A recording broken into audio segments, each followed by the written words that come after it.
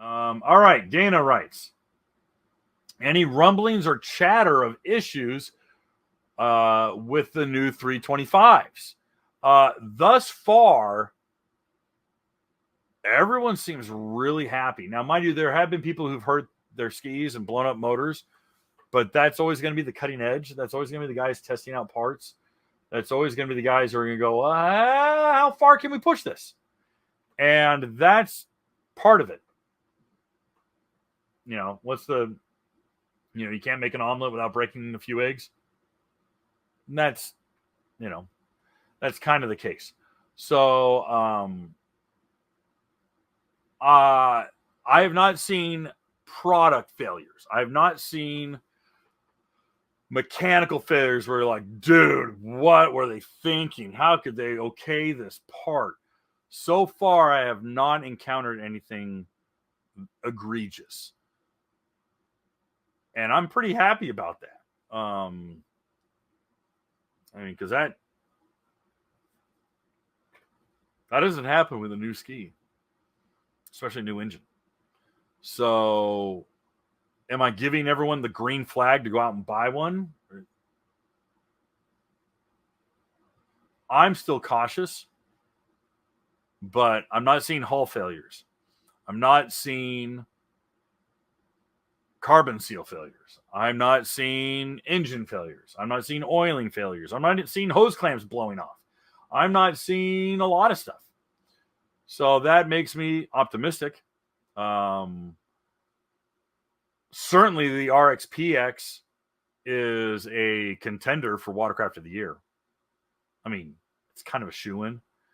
If they were having major problems, then I'd be like, oh, for example, the 2021 GP SVHO, phenomenal ski.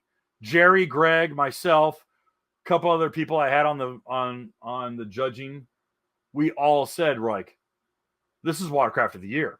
Like, this is Watercraft of the Year. Then they proceeded to have the worst year of their lives. Product was coming out with the wrong parts. The wrong pumps were in some of the skis. They were having engine failures. The heads were still cracking. Parts or skis were showing up missing parts, missing, little block off plates, and stickers were applied crooked and glue was seeping out of the seats. And we were like, who the hell's put these things together? And that really hurt because it murdered that ski from qualifying for Watercraft of the Year.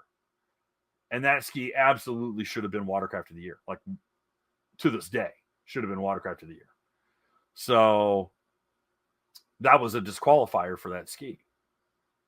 RXP-X, dude, right now, RXP-X 325. It's just straight A's across the board. So if you were on the fence, don't get me wrong, it's April. We haven't gotten into the thick of it. The weekend warriors haven't gotten out yet, at least in large quantities. But for right now, I'm very optimistic about the RXP-X. I think it's certainly going to be Watercraft of the Year, or at least a contender, I should say. All right. Hey guys, thanks for hanging out. This clip was taken from our weekly podcast that we record here every Sunday night at 8 p.m. Eastern Standard Time. If you want to watch the whole video, you can go to the Watercraft Journal's YouTube channel, go to playlists, and then click on live sessions. You're going to see it there. Otherwise, go ahead and leave a like, a comment, and definitely subscribe to the channel. It helps us grow.